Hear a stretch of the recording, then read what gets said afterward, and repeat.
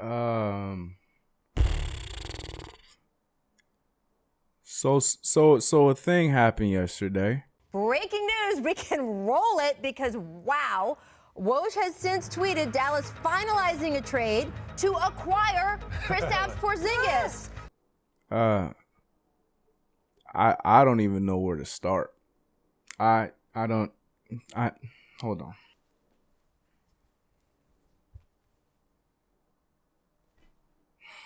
Yeah, so KP's gone.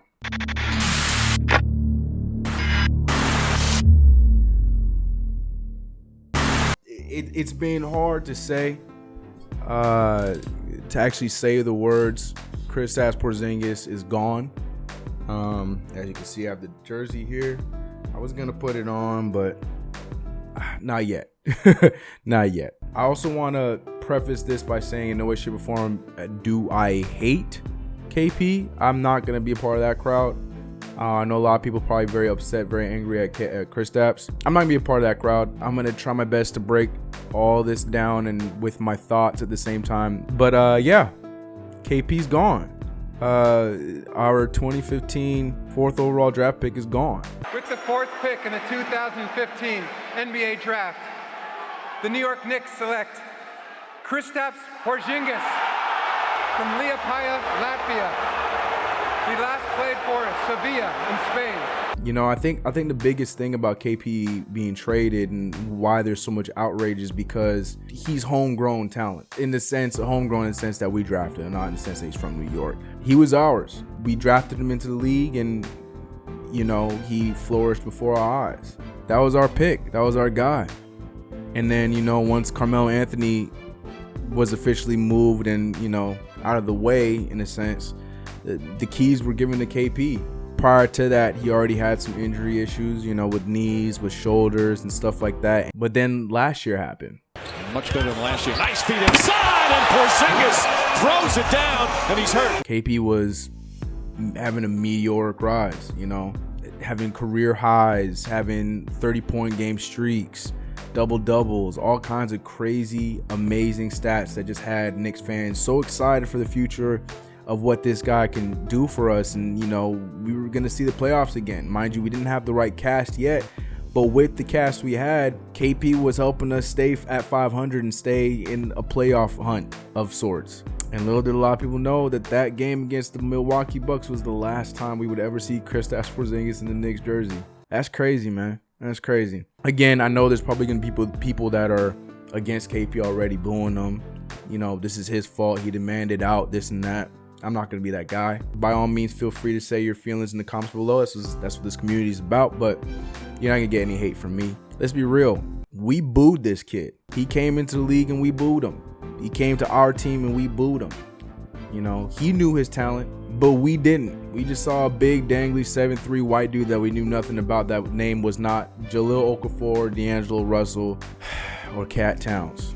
And that kid played his first few games and had Knicks fans excited. A nice lunge and steal by Porzingis. What a move! What a shot! And now he's gone.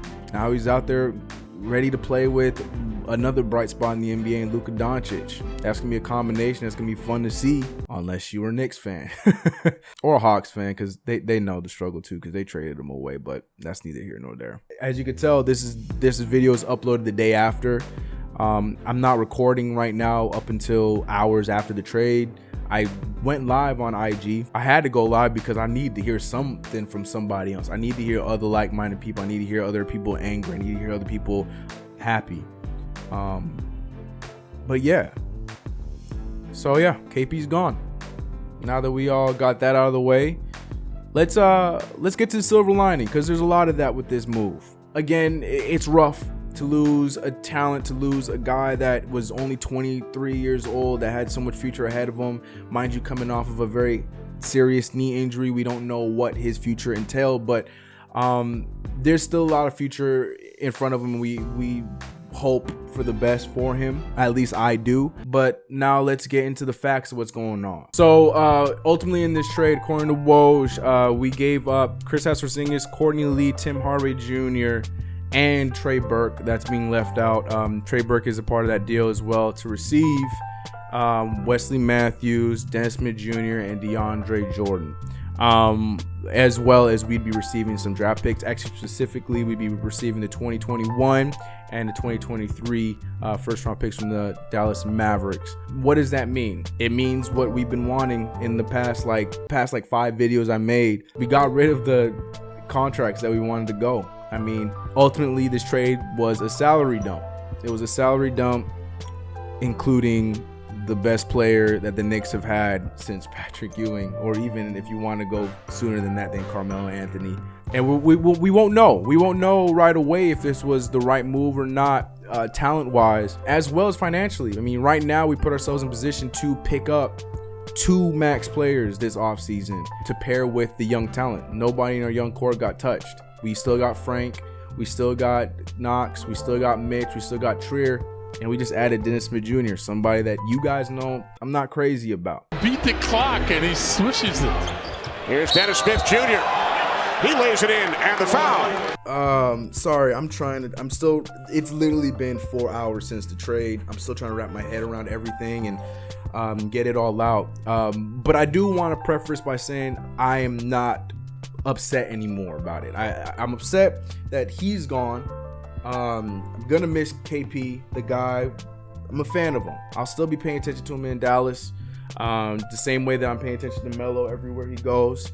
But for the most part, for my team, I'm accepting it. And we can only say so much because we still don't know the future, because just because we have $75 million that can bring in 2 big max contracts doesn't mean that 2 big max contracts have to choose us. But what I do know is at least we will have a top 5 pick. Hopefully a top 3, but with the new rules, we can't guarantee that anymore. I mean, in the past, right now, we're guaranteeing that we have our best chances to get the number 1 pick, but long term, we don't know that with the new rules, but at least we can get a top 5 talent. But let's get back to the names. So we're bringing on Wesley Matthews, Dennis Smith Jr., and DeAndre Jordan. There's rumors going around that we're probably going to buy out DeAndre, buy out Wes Matthews, or possibly finally buy out Cantor if we can't find a trade for him. Personally, I'm recording this the day of the trade and uploading it the day after, so there might be different developments. And if there's any developments while editing, as always, I'm going to put it in the video. But as of right now, I would love to keep DJ for the remainder of the season. I would love to have DeAndre Jordan be a part of the team. I know he probably won't want to be a part of a tank, but at the same time, for Mitchell Robinson, DeAndre Jordan is a great mentor. They have very similar styles when it comes to playing around the rim, alley-oops, defense. DeAndre Jordan's the perfect guy for Mitchell Robinson, and I hope that he comes in and he's his mentor right away. And also too, as much as I love KP, I'm completely fine with DJ wearing KP's number 6. Yeah, I mean, the reality situation is, as much as I still like KP, and a lot of you guys might not, I'm still cool with KP, but you did choose this. You did say you want to go. So your number 6 is available, and DJ, it's all yours, buddy. Take your number 6 back. And then there's ultimately the guy that you guys know I'm not too fond of. The problem with Dennis Smith Jr. is there's still a lot of holes in his game. He's not, a point guard. He's not the greatest on defense. The talent is there, and there is upside on him, and I'll give you that much. Could being in New York up his ante, make him play better? Probably. Could Fizdale help him, up his game and play better? Most likely. And that's what I'm banking on. That's what I'm staying positive with. But y'all know my last video, my plea for Lonzo Ball. A lot of you guys showed some love. A lot of you guys agreed. There were a few people, the sheeple that go by what they hear in media rather than for checking for their own eyes that don't want them. I would not hate the idea of still trying to throw him in some sort of a trade for Lonzo Ball. I mean, we know the relationship between him and LeBron James is pretty close, pretty tight. LeBron would be in the real estate for a point guard, especially if they're trading Lonzo Ball, or even if they would send him to New Orleans, because New Orleans is going to need a point guard, and they want Lonzo Ball to be the cornerstone of their future, but Dennis Smith Jr. was a lottery pick in that same draft, so I feel like the value is a little bit higher than Frank Ntilikina, and I think he could be a part of that. I think that we added some pieces that can go towards that deal. I still ultimately think that Lonzo Ball would be the perfect point guard for the future for this team. We need a ball-moving point guard, and that's just how I feel about that.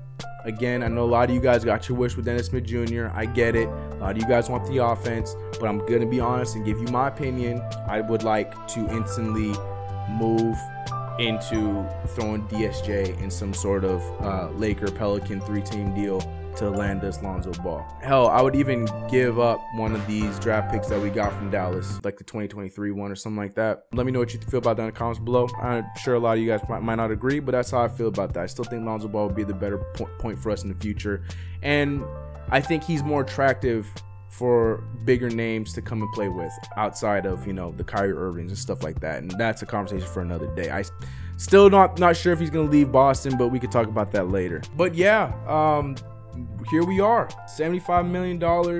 We kept our first round pick. All of the bad contracts are gone. Tim Hardaway's gone, yo. He's gone. You're not gonna hear me complain about Tim Hardaway Jr. anymore. But I think he's gonna be a good fit in Dallas. Trey, I think, is gonna be fine. I think Carlisle's gonna like Trey's game because he's very JJ Barea. I mean, he doesn't have the hustle on the defensive end, but as far as scoring around the rim and stuff, I think Rick Carlisle is going to do good with Trey Burke's game. Dallas is going to be a fun team to watch. I might not watch them right away because it's still going to hurt my heart because they got number 6 over there. But they got the right pieces in Dallas. Dallas can do some damage for the long run in young KP and young Luka. But as for us, the future's bright, man. The future's bright because regardless if us bringing out a free agent is not guaranteed, what is guaranteed is we have another lottery pick that can add to our young core, and the plan is still on track. Yes, we're minus a KP, but we're still on track as far as young talent and growing our own players, and that's if we strike out in free agency. I don't think we will.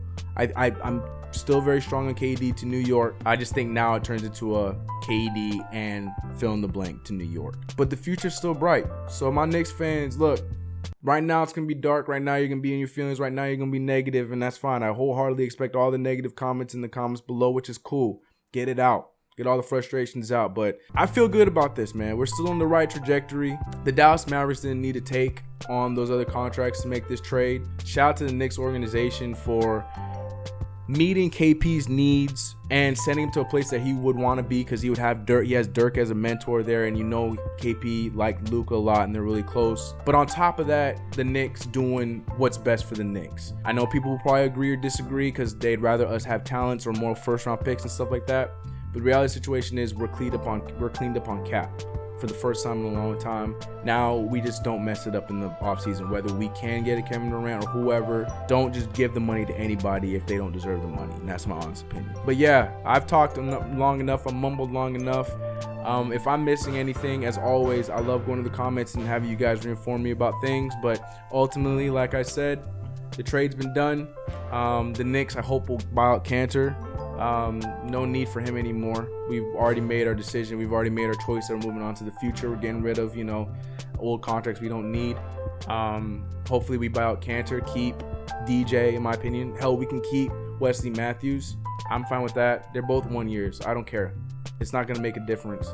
So much love to all you guys. Appreciate all the support everywhere. Twitter, as hectic as it was yesterday and as much of a nightmare as it felt like in real time with everybody, I had a lot of fun communicating with you guys and memeing with you guys throughout the whole experience.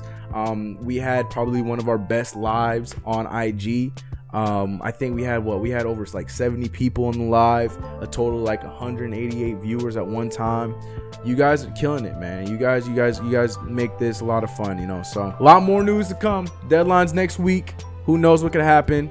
You know me, praying for Lonzo. I would love to have Lonzo be the part of our future, but if not, at least we got 2 options of who could be our future guards in DSJ and Frank Ntilikina. It's going to take me some time more with the DSJ, but that's me personal. All right, I'm out of here. You know the deal. Follow me on my socials. Subscribe if you haven't. Y'all stay positive. Do your things, TK Crew, Knicks family we got here. I'm going to see you guys in the next one. You know the deal. Let's get it. I'm out.